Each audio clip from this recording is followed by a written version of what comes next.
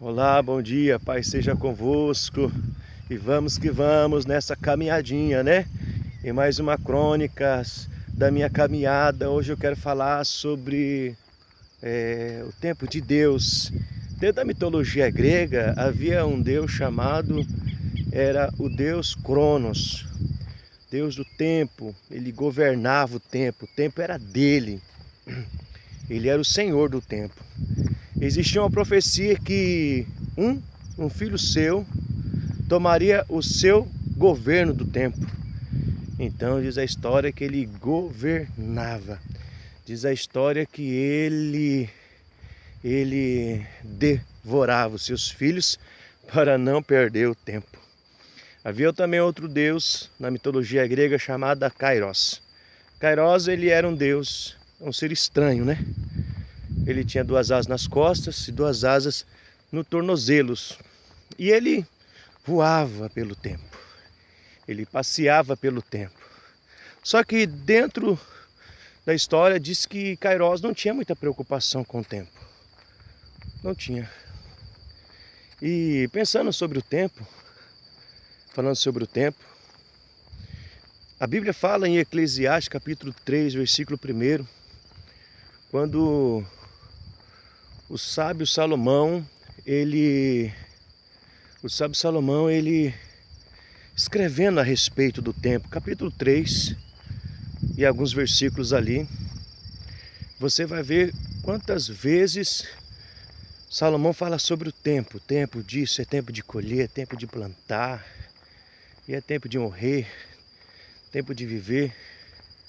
São vários tempos que ele está falando, que ele está comentando. Bom. E diz assim: tudo tem o seu tempo determinado. Há tempo para todo propósito debaixo do céu. Há um tempo. Quando falamos do tempo Cronos, estamos falando do tempo do homem. O dia, as horas, os meses, o ano. Nós estamos falando do nosso tempo. Quando falamos do tempo de Kairos, estamos falando sobre o tempo de Deus. Estamos falando sobre o tempo favorável de Deus. Eu queria compartilhar com você esta mensagem. Se fôssemos pegar esse Eclesiastes capítulo 3, versículo 1, dentro do tempo do homem, o tempo de Deus, ficaria mais ou menos assim: tudo tem o seu Kairos, o tempo de Deus determinado. E há tempo, Cronos, tempo do homem, para todo propósito debaixo do céu. Então vou repetir mais uma vez para você. Tudo tem o seu tempo de Deus determinado. Há tempo do homem para todo propósito debaixo do céu. Às vezes, irmãos, a gente quer viver o nosso tempo. Nós queremos viver o nosso momento. A gente quer compartilhar a nossa história. Muitas vezes nós queremos que o tempo seja favorável ao nosso tempo. É do meu jeito. É o meu tempo. Só que dentro de uma lei espiritual, não existe o meu tempo. Existe o tempo de Deus. É o tempo de Deus que realmente faz valer toda a diferença. Quando vivemos o nosso tempo, quando achamos que é o meu tempo, o meu momento, e eu não me rendo ao Senhor, e eu não entrego a Deus o meu tempo, não entrego a Deus os meus sonhos, meus planos, eu não entrego a Deus os meus projetos, eu acabo perdendo, eu acabo sofrendo muitas consequências. Agora, quando eu busco viver o tempo de Deus, esse tempo favorável do Senhor, tudo se faz diferente em nossas vidas.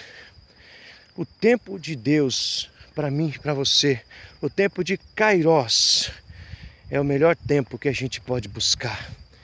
Então, meus irmãos, nesta manhã fica com essa reflexão das crônicas da minha caminhada sobre o tempo de Deus. Lembra quando Pedro, seus companheiros, havia passado a noite inteira pescando? E diz a Bíblia que eles não pescaram foi nada. E afinal, eles estavam lavando as suas redes decepcionados. Então chega Jesus e fala assim: volte a pescar, volte. E ele falou assim: sobre a tua palavra eu lançarei a rede. E eles voltaram a pescar. Eles lançaram as redes e eles pegaram muitos peixes.